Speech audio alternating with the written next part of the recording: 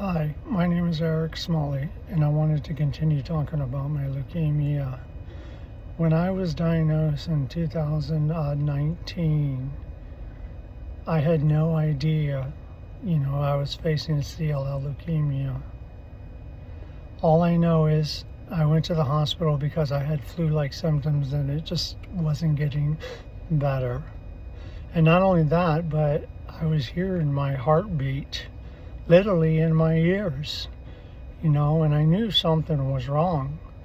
So then I go to the hospital, the ER, someplace, as you stay there for like forever. I had no idea, what was going to happen next to me. When I found out several hours later, that I have CLL leukemia, like I said in the other video, I was very devastated, to say the least. They said that I was going to be staying with them, for a little while because of the CLL. And honestly, all I remember is being scared. As I was in the hospital, they told me that I had to have a couple blood transfusion, 2 or more, and I was like, oh my goodness. Never in my life have I ever thought that I would ever have, a blood transfusion. I never thought, why would this, happen to me, or the possibility that it would happen to me. But I guess you can never say never. I find out, through my blood work that my hemoglobin was down to 3.8. The doctors, the nurses were asking me, how is it that you were standing and even walking? And I had nothing really to say back other than I was scared. And then they started to tell me that I had a white blood count over 100%, 100,000. And that, I was like, isn't that good? And they said no, because it was immature white blood cells. So I'm sitting in the hospital with this idea now that I have CLL leukemia. And on top of that, they're talking about giving me blood transfusions, and I just couldn't process it. I already have, mental health issues. So you could just imagine how I was feeling, when I was going through that. I remember, just crying, for a very long time, saying, why would this happen to me? Life is not fair. You just, it's a little hard even, talking about it, but here I am, but anyways, as I started to go see this new hematologist, he suggested that I would take a medicine called Imbruvica. He said that I can go the infusion or the chemotherapy way, but he also said that Imbruvica was a targeted chemotherapy pill. And I'm already a diabetic, so I thought about it, and I was like, what is an extra pill? And so I decided to go that way. But what I did not know is that I'll never enter a real state of remission, because Imbruvica, as long as my body can tolerate it, I will be taking it, for the rest of my life. And then, I didn't know that there's different forms of CLL, but apparently if I stop taking this targeted chemotherapy pill, my leukemia will come back, like it did back in 2019. So I'm stuck here, thinking that I'm so dependent on this pill, and I'm getting scared, because I was like, what happens if I don't have access to it? I'm literally gonna die. And that concept scares me a lot. And I didn't know how to process it, basically. But as life, goes on, so did, that pandemic.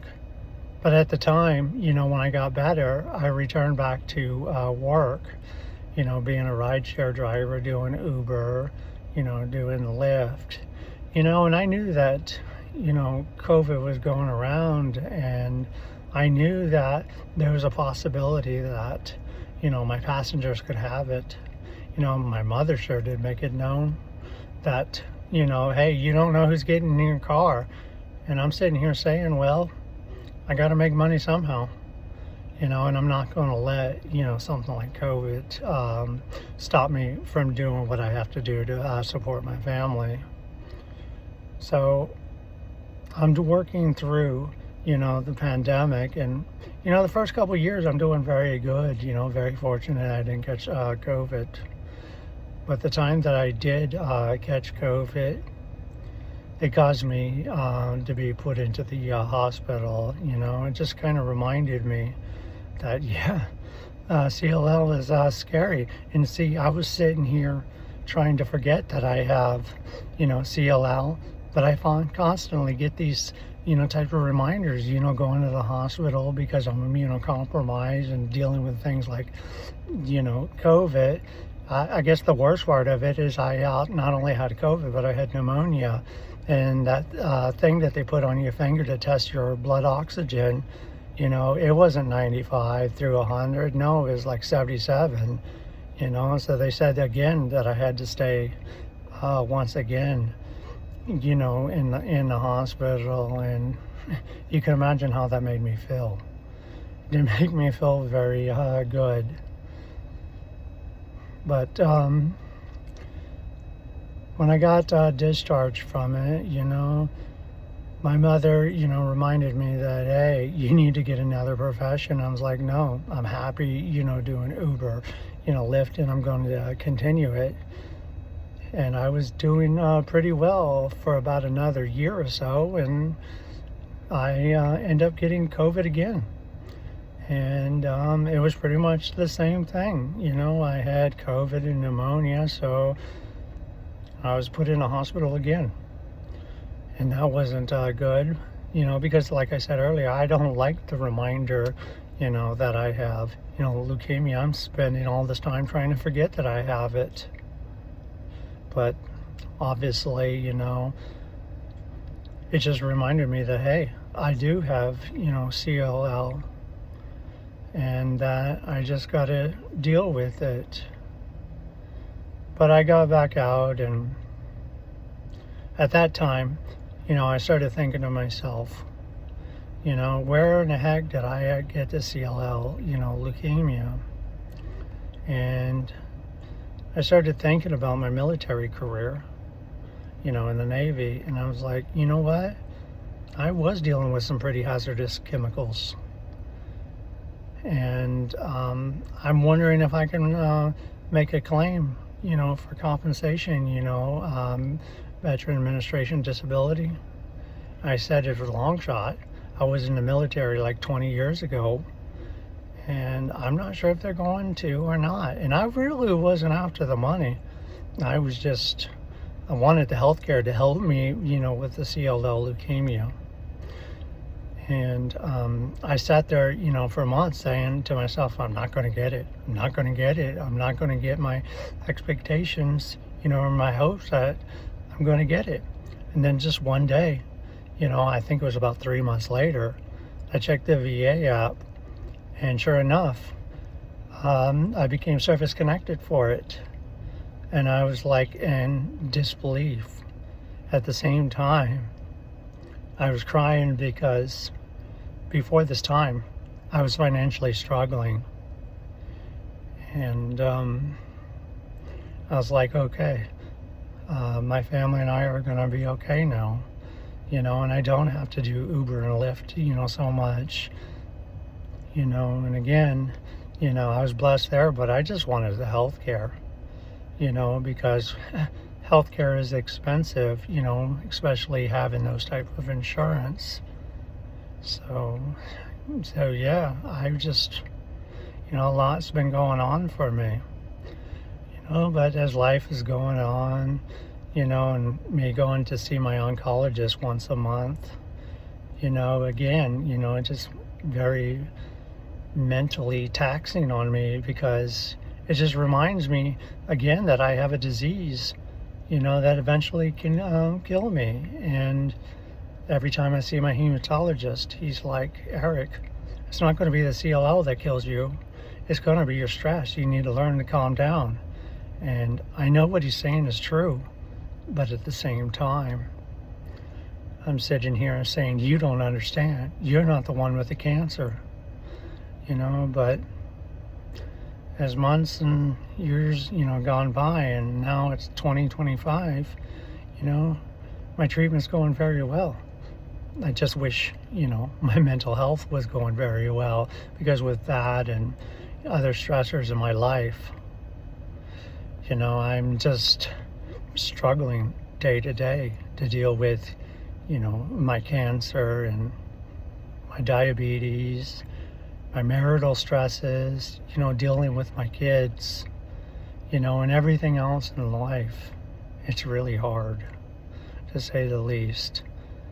And because I felt like the Navy broke me because of all the hazing, I never felt the same after I left the military. It has affected me, more ways than you realize. So I was already broken from the military, and then I get diagnosed with CLL. You could just imagine how I felt when I found out again that I had CLL on top of that. I'm sitting here saying that, maybe I deserve this, because my life is all messed up, and I guess life said I did deserve to live. And that obviously caused me a lot of depression as well. But, after, starting to have grandchildren and just looking at the smiles on their face, I started to discover something I have not discovered in a very long time, and that is joy. I tell people all the time, I struggle being happy, but being around my grandchildren and even my children and wife, that does bring me joy.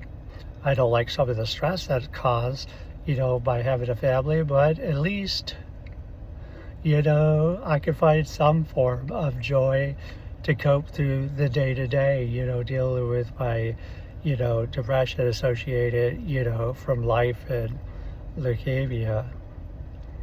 It's just been really hard. But I made this message because I hope, that, maybe I could help at least one person, that's listening to this message. I'm not looking for anything else. I just felt like maybe it was time to tell my story. Maybe it was time, that maybe somebody could get inspired by it, so at least, that's what I could do. So I decided to do it. But I'm pretty much going to wrap this video up. I want to thank you for watching the video. I hope you have a happy holidays and a good rest of your day. Bye now.